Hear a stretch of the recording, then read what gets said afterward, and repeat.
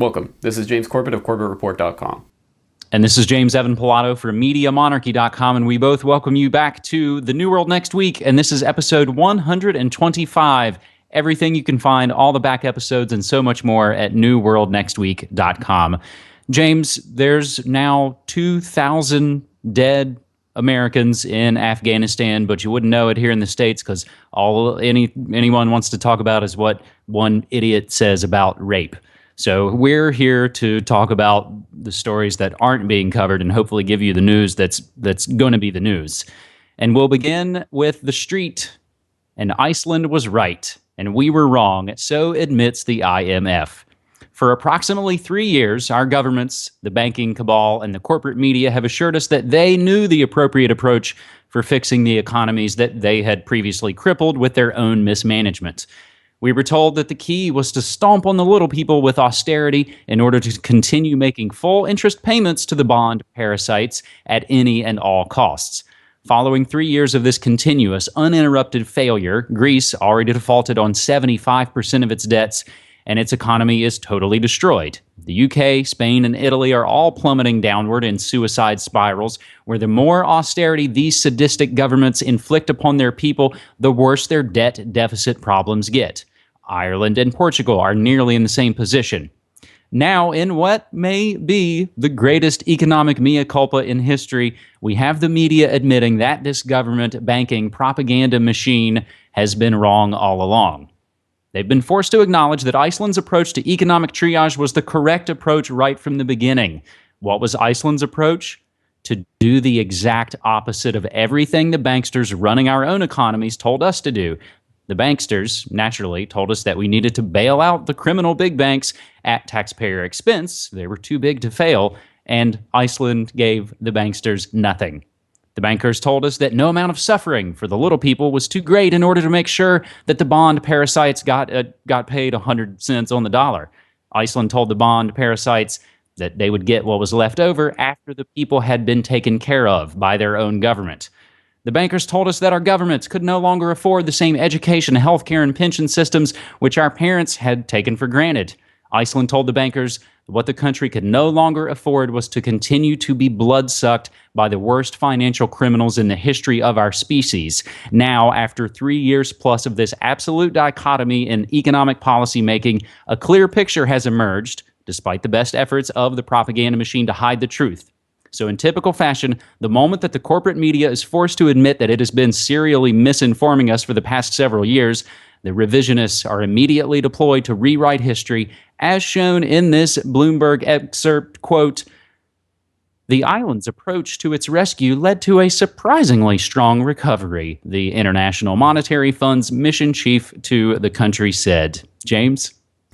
Well, I haven't read any of this Jeff Nielsen before, but he is definitely not pulling any punches in this, so I would suggest people take a look at that full article. It's a very well-written article and gets to a lot of the heart of the issue. And I'm certainly no big fan of big government and big government spending in large S, but if you're going to do it, Iceland is the example, not what's happening in Greece or Italy or Ireland or these other austerity nations where everyone's being forced to tighten their belts in the name of saving the banksters. But in Iceland, it was the people first, and the banksters can get whatever scraps are left over from the people's bailout, which is, if you're going to have a bailout, that's the way to do it. Of course, ultimately, long-term, we have to be looking at taking off the fundamental restrictions and regulations on the economy, the government monopoly over currency printing and interest rate setting, and all of the other ways that the Federal Reserve and the banksters that shouldn't be in power are the ones that are manipulating the economy from the very top. But as long as the system is in place and these big, huge crashes happen and the government feels the need to be the ones to save the day, at the very least they can bail out the people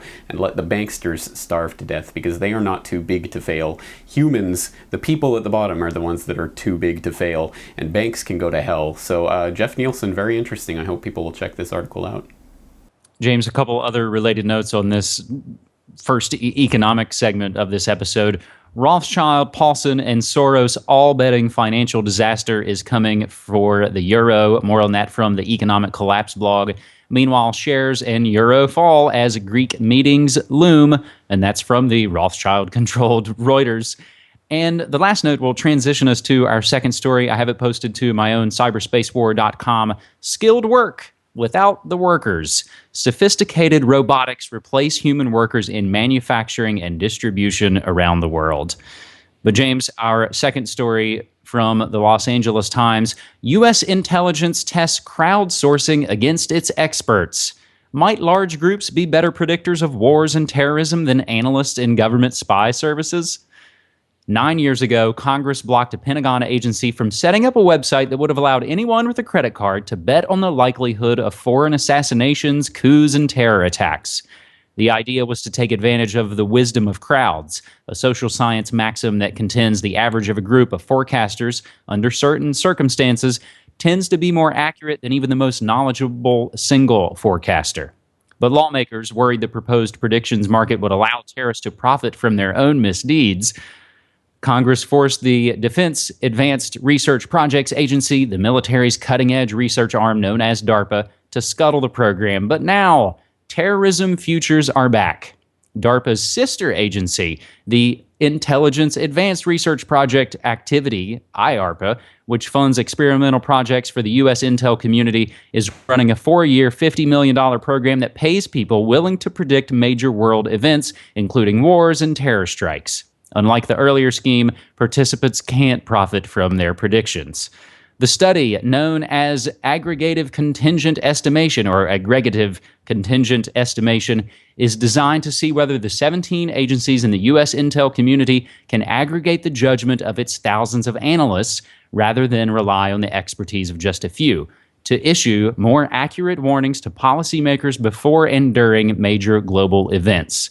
Participants in the project give their best guesses on whether the Free Syrian Army will gain control of Aleppo, or whether Kim Jong-un will resign as the leader of North Korea before April 1st, 2013, according to project websites. James?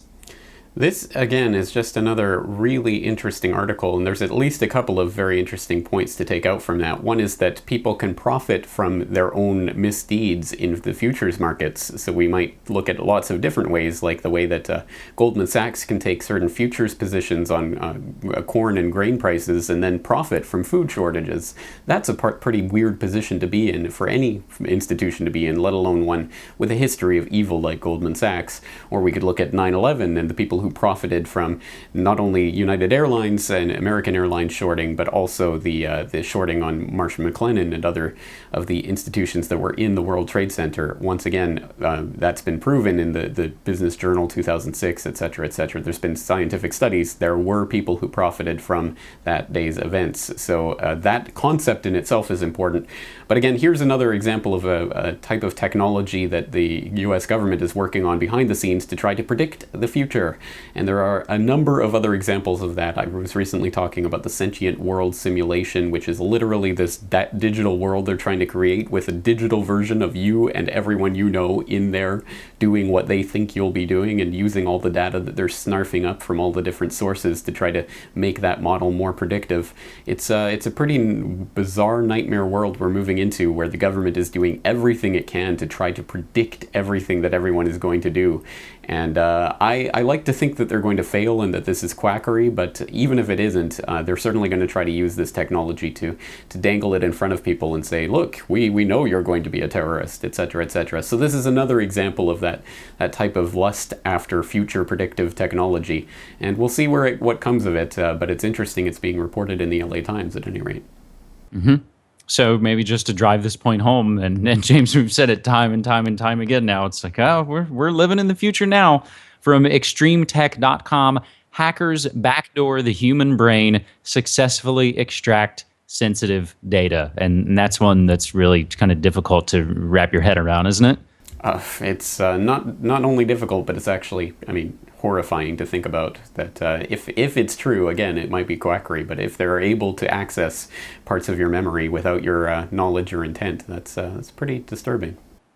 Eternal sunshine of the spotless mind, indeed. So, James, our first story was economic in nature. Our second story was technologic in nature. And our third story will be biologic in nature. Posted to my own foodworldorder.com by way of Natural News and CBS and numerous other sources. And again, all our sources cited will be provided in the show notes for these episodes. CDC claims over 1,100 West Nile virus cases in the U.S. Now, cities, counties nationwide begin mass aerial sprayings of toxic anti-West Nile virus pesticides.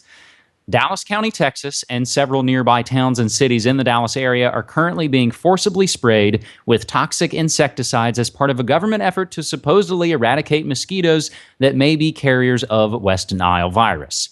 The mass sprayings, which are ramping up all across the country, involve blanketing entire areas with chemicals sprayed via airplanes, a highly controversial protocol that threatens not only all other insects and animals exposed, but also humans.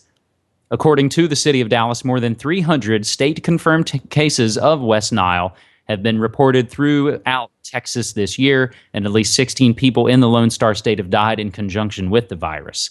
The specifics of these cases and deaths have not been publicly released, but authorities insist that the situation is serious enough to warrant a series of at least 3 conjunctive aerial sprayings throughout Dallas County, including in Highland Park and University Park. The chemical being sprayed is known as DUET, D-U-E-T, and, quote, advanced dual-action mosquito adulticide that contains both sumethrin, the active ingredient, and another mosquito pesticide known as Anvil, and pralethrin. Both chemicals are known to be highly toxic neuropoisons that target not only mosquitoes, but also bees, bats, fish, crickets, and various other animals and insects. Despite all this, officials continue to publicly insist that the spraying chemicals, the details of which are not being openly discussed, are harmless to humans, though there's no legitimate scientific evidence to back this claim. Instead, residents are simply being told the sprayings are safe and necessary, and many local residents seem content with this, having little or no concern about the harmful consequences of exposure. James? So, James, any guesses on whose house specifically they've been told to avoid spraying?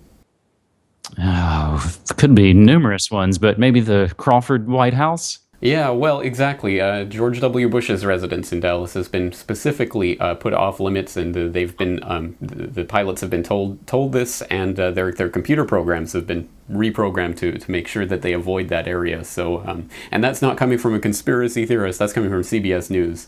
So once again, I wonder. So we've got the former president is not going to be sprayed, but everyone else is, and they're telling you it's all fine and good. I wonder if there might be more to this story. So again, I think we can see not by what they say, but by what they do. And it's just like Prince Charles going everywhere with his personal chef and his personal organic foods, so that he never has to eat GMOs, etc. We can watch what the elite do instead of what they say. That's absolutely right, and that takes us back to what I was just referencing at the top of the show with the Aiken controversy here in the States about what one ill-informed fool says. And again, James, I probably see a bit of it on a different angle here in the States because I just see all the social network rabble about Coney and Trayvon and Chick-fil-A and all that crap, and everybody loves to jump on all those bandwagons. Meanwhile, here in Portland, we're ramping up the fight against, they're going to try and add fluoride to our water. We're the last big city in America that doesn't have fluoride. And I've called City Hall. It's super easy. There were dozens and dozens of people in front of City Hall yesterday. They're going to vote on it on September 12th, but there's already opponents launching signature gathering initiatives to block fluoridated water in Portland. And I've even been able to tweet back and forth with our own mayor, Sam Adams. He follows Media Monarchy on Twitter at Media Monarchy, and you should too. So when you mutually follow each other, you can send a direct message. So I've been sending him direct messages, you don't have to be rude. You don't have to be mean. You just have to say, dude, you're putting medicine in the water. You're taking that choice away from people. Look at the back of your toothpaste label, if you even use fluoride toothpaste, and it says, if you swallow this, call poison control. So James, I'm going to continue to try and fight that fight on the Food World Order front here in Portland, Oregon. I'm with you. I hope we can cover what's happening there in the future. All right. This has been episode 125 of NewWorldNextWeek.com. James, thanks so much, man. I appreciate it, as always. See you next week.